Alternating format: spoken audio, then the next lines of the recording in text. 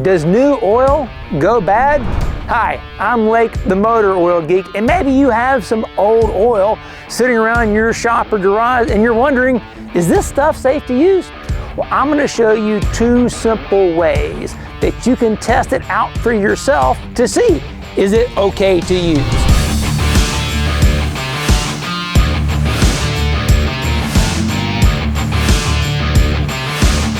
This is my dad's old NASCAR shop that he raced out of in the 80s and 90s. So let's go inside and see if we can find some examples that we can test out.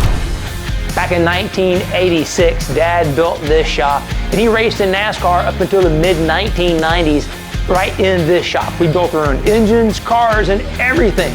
Then, after he retired from NASCAR in 1998, he actually did some vintage stock car racing for a few years. But those cars basically stopped racing in 2004.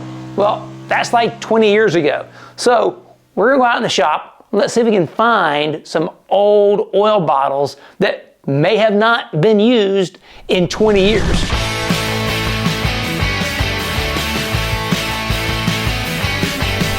So here's the easy way to find out if your new oil has expired. What you wanna do is you wanna start off with a clear container. Now this is a 1-quart glass beaker that I ordered from Amazon. I'll leave a link in the description box below. If you want to do it like this, you don't have to. It just needs to be something that's clear and can hold at least 1 quart, because you need to pour out the entire quart of oil, because the thing you're going to do after you've poured it all out is to cut open the container of oil and look at the bottom of the container. If there is separation at the bottom, there's sludge or something nasty looking down there, that's the indication that the oil has gone bad. You don't want oil that has additives that have separated from it, and that's where they're going to go. They're going to go to the very bottom, just like sugar in iced tea. Where does it go if it doesn't mix in? It goes to the bottom. If there's junk at the bottom of your container, it means there's been separation. That's no good. Don't use that oil. Also, what you want to do is look at that oil that's been put into that glass container. If it is hazy in any way, don't use it. If it's really dark compared to new oil, don't use it. Those are indications that it is not good. Now there's one more thing we're going to do at the end. Once we've poured out all of these oils and checked the bottom of the containers for sediment, we're going to do a little bit of a foam test. Now, most people don't have an ASTM D892 foam tester at home, so we're going to use one of these frothers that I got from Amazon. Again, I'll leave the link in the description box below if you want to do it, but you don't have to. You can use a knife or a fork or anything. The idea is you want to aerate the oil. It will begin to foam. What we're looking for isn't does it foam, is does the foam collapse. If it doesn't collapse, don't use it. So this ought to be fun. Here's a brand new quart of oil. Here's a clear container. Let's go ahead and pour some oil in here, and we'll use this as our reference. Then we're gonna do is go around the shop and we're gonna go find some old oil bottles and we're gonna do the exact same test. Here's the oil. And as you can probably see, it is crystal clear. Now, what's nice about this oil and why I chose this specific oil is because it contains molybdenum. Moly, as they call it. So moly is one of the additives that really has a hard time staying in suspension, especially the old school type of molys tended to fall out. So a high moly oil is a good one to use as a reference. Okay, so now we know what we're gonna do. This is our reference, our new oil that's nice and clear and bright. Now, let's go on a scavenger hunt and see what we can find in the shop and come back and do the same test. Let's go. So this is the old engine shop. This is where we built engines back in the day.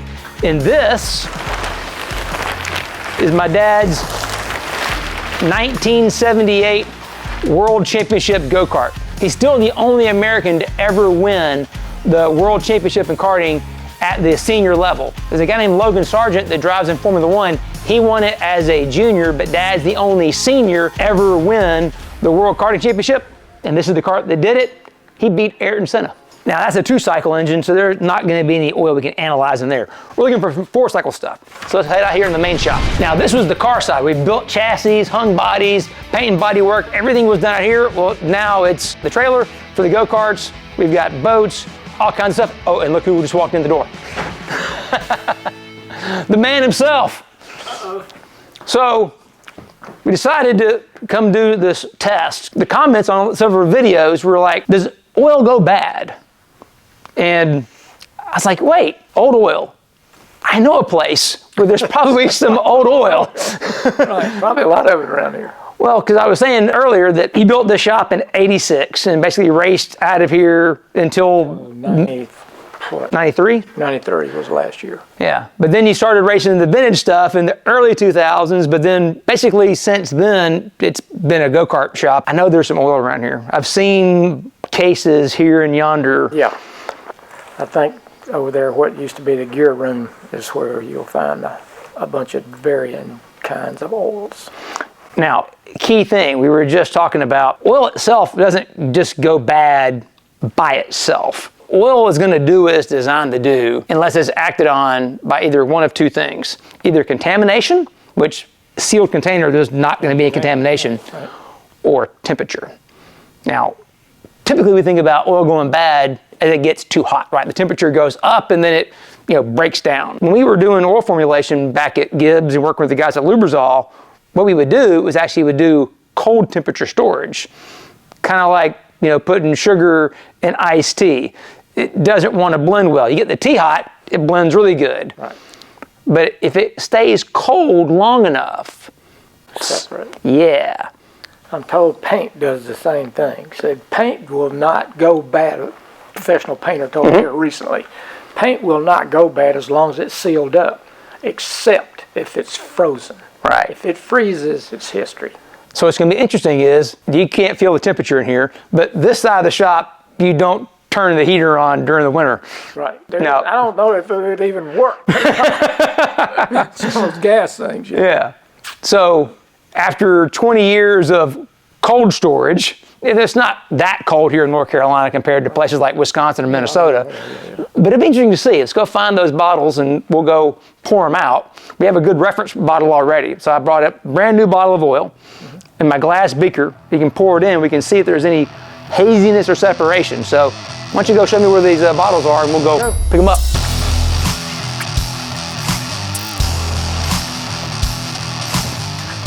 Oh, here it is.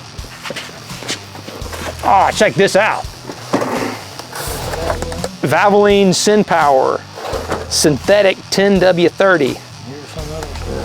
Oh, yeah. Oh, man, yeah. Check that out. Oh, yeah. We had a case of... Oh, there is one. I remember seeing it. I think it's out in the main shop, or actually over there by the car. Okay. All right, so we've got, oh man, that is really rough looking. 0W30, so synthetic. So that's another interesting thing. Synthetic oils typically don't have as good of solvency as mineral-based oil. So that'll be interesting to compare a mineral-based, because I think the gear oil is mineral-based versus the synthetic. So we got a couple of candidates here already. Let's go find those gear oils. We'll try that Torco. We got some Synergen, super old Synergen, some really old Torco, some old Valvoline. We have some good candidates here. Now check this out. Here's the other one right here.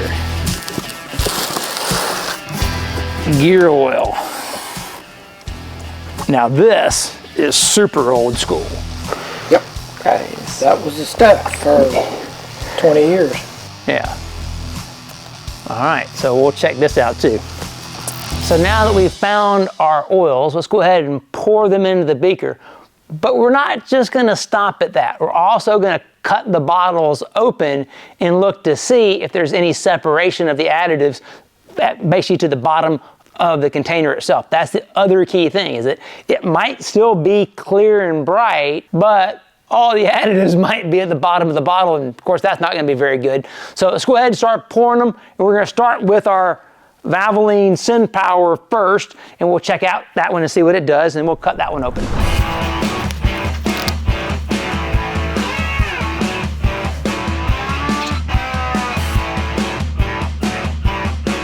And just peeking in the bottom, oh, maybe there's a little bit of something there. We'll cut this open and we'll see what that tells us.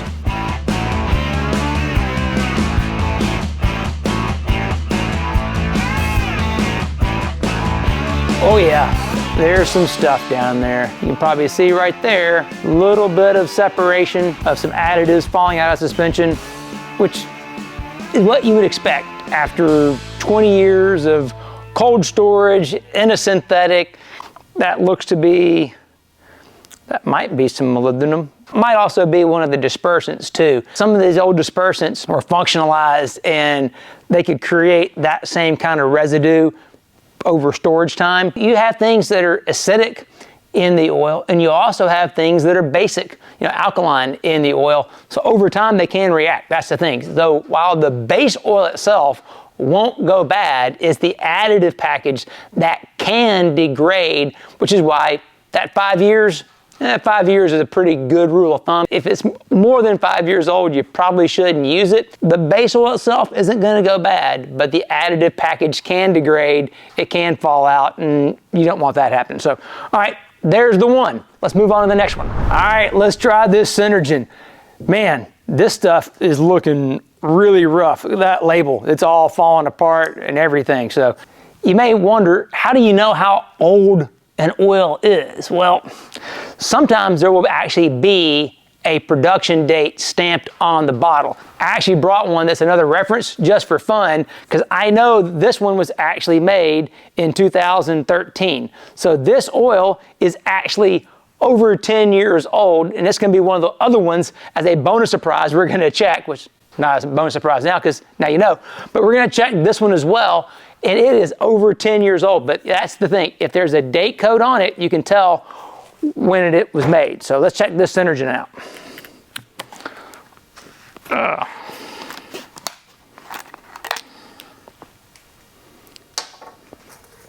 And we'll start pouring her in there and let's see.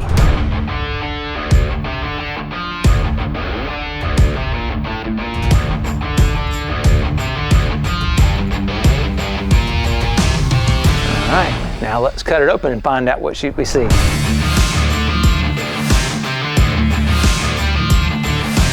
Oh, sure enough, there we go. We have some separation in this one as well. And this is what you would normally see, is there's a little bit of viscosity index improver that's fallen out. That's a high molecular weight polymer that's used to basically help the oil to prevent high temperature thinning. So all oils do get thinner as they get hotter, but they all don't thin out at the same rate. The viscosity index improver is designed to slow that rate of thinning with temperature. But in this case, that white polymer came out of suspension, and it's pretty common for that to happen. Okay, we're 2 for 2 with additive separation from these old oils.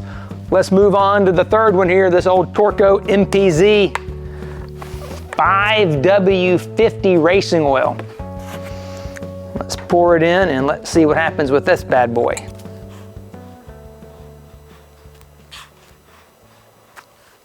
Oh yeah, this one's looking pretty gross. Let's cut it open and see what's in the bottle. Okay, same thing here. There's separation of the additives in the bottom of the container. Again, exactly what we would expect after sitting for so long.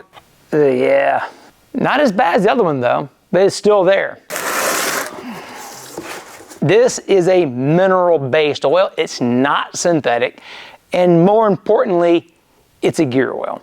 So gear oil typically has a lower treat rate, less additives. So there's less you have to try to suspend in the oil than an engine oil does.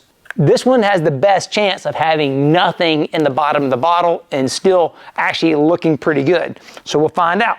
Cap's off. Woo, and you can smell it. Too bad there's no smell-o-vision on YouTube. Otherwise you could smell the sulfur. The stinky gear oil smell is all in effect right here. And as we pour it, it is very clear, very bright, not dark like the others. When we get done pouring all these, we'll actually put a light under them. Then you'll be able to see which ones are clear and which ones are actually hazy, because a couple of these are so dark you really can't tell yet, but we'll know once we put a light to them. Uh-oh, uh-oh. Is that something at the bottom there? Was there something separation there? Oh, this one may have got me. Woo, that smells, man. That looks a little bit luggy-gluggy on top, and oh man, woo, I was wrong.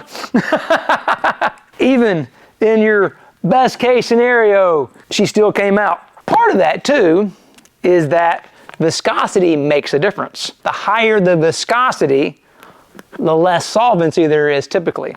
So a lower viscosity oil will typically have a better solvency than a high viscosity oil. Of the oils we've checked so far, this is by far the highest viscosity of those. Whew, like I said, boy, I was wrong about that. None of these actually stood a chance. Look at that mess.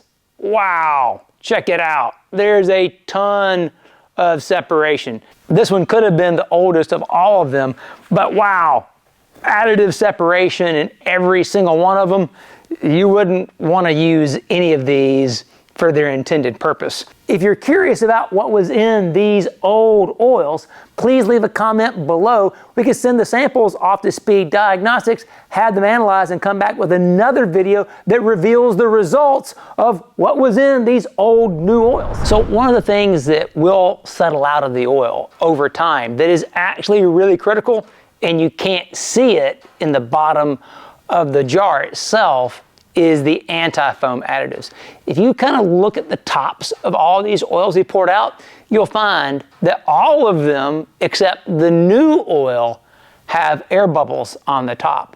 And the reason for that is the anti-foam additives have separated out over time. So now there's no anti-foam in the oil left. And the reason for that is anti-foam additives are designed to not be soluble in the oil, so they can actually break up the air bubbles. That's the first thing that will normally fall out of the oil, is the anti-foam. And you can see that just by doing this pour test. There's still air bubbles showing up on all of them. So that's an easy way to know whether or not the oil you have is any good to use or not. You can just pour that whole quart of oil into a container. Give it a minute or two. And if a minute or two, there's still air bubbles, don't use it. It means the anti-foam additives are separated out. That's bad, because you don't want air bubbles in your oil trying to lubricate your engine. Now, I said we had a surprise for you. Is this vintage can of Mobil 1. This is literally a can of Mobil 1. So back when Dad was racing in 1985, Valvoline was one of his sponsors. And we have a picture of him holding a can of Valvoline VR1 racing oil, a literal can. You used to have can openers you pouch in there, poke a hole, and then you'd be able to pour it out. I mean, I guess I could have bought one of those off of eBay or somewhere, but I found this at a local vintage antique mall. Since we don't have the proper tool to open this can, I had to use a kitchen can opener. But the neat thing is, you know, this old Mobil 1, this was the original PAO formulation. It says 100% synthetic with an asterisk on the label, except for the carrier oil. I know that in the old days, the original Mobil 1 was PAO with a little bit of Group 1 as the carrier oil to dissolve the additives. That's the whole thing. So let's find out what happens.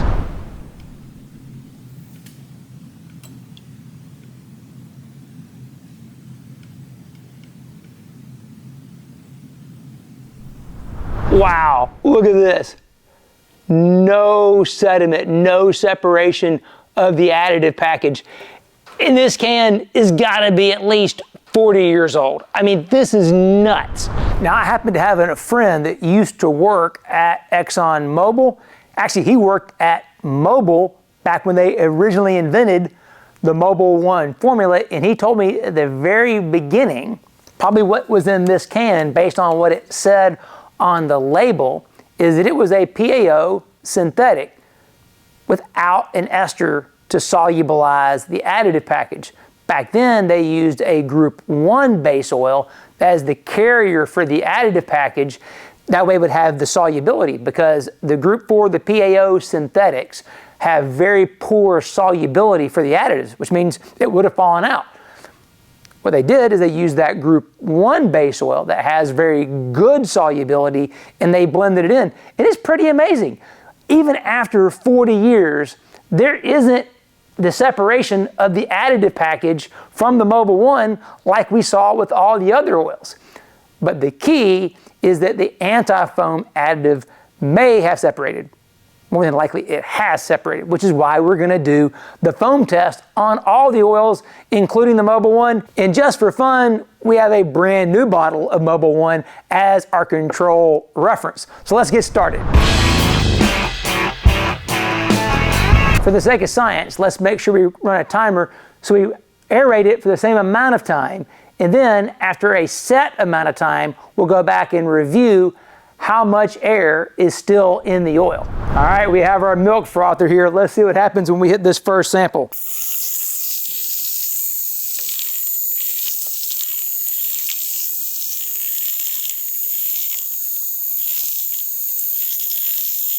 They get ready to turn it off again.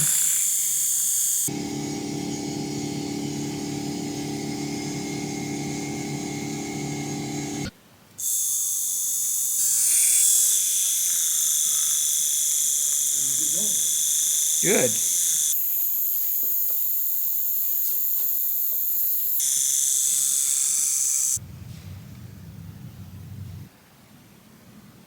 Go.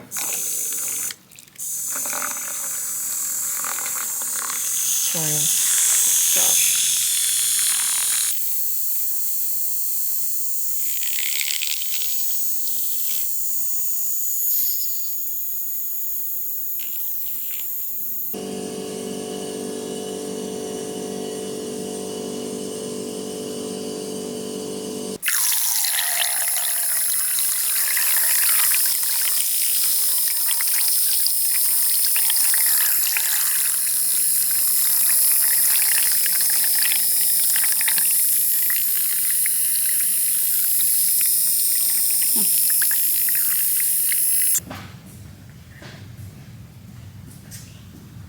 So after letting these things sit for like 5 minutes, you can see the old oils still have some foam on them. The best of the old ones were the Mobil 1s, actually.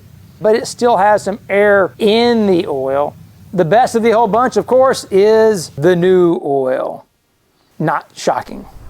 Well, just like old milk in your refrigerator that expired, all these old oils have also expired. They're dark, they foamed up, they're not good for use. And that's the whole point of this video, is to show you how you can easily test your old oil, if you have any, at home for little to no money to see if it's safe to be used. Because if you'd have put any one of these engine oils or gear oils in an engine or transmission or rear gear, there'd been a problem. There would have been a failure because the oil just isn't good anymore. And that was a fun, simple, easy way to see that. Now, does that mean you shouldn't buy oil if it's on sale and if you can get a good deal? No, you just want to store it properly. Now, what that means is you want to store it in a climate-controlled environment. You don't want it in the shed out back so that it can be exposed to the cold of the winter. So if you have a place where you can store it off the floor in a temperature-controlled environment, that's the way to do it. When we were doing the development with Lubrizol for the Joe Gibbs racing oil, we knew 3 years was a safe place for those oils. Now, those were really edgy kind of race oils. For a normal production car type oil, my experience says 3 to 5 years is a good time, but it's very easy to check this for yourself, just like we did here. Just pour it out, take a peek at it, and see if it looks good, it is good. If it looks bad, it's probably bad. And here's the thing, what to do if you have bad oil. The easy thing to do is just take it down to your local auto parts store. Where they have used oil recycling, you can pour new oil in there. And the great thing is, it's not going into a landfill or being burnt. It actually goes to a re-refinery, and they get rid of all the bad stuff, and it turns back into good, new, useful base oil that goes into new oils. So hey, if you like this kind of stuff, make sure you stay tuned for more. We have a bunch of more videos that you're gonna love coming your way.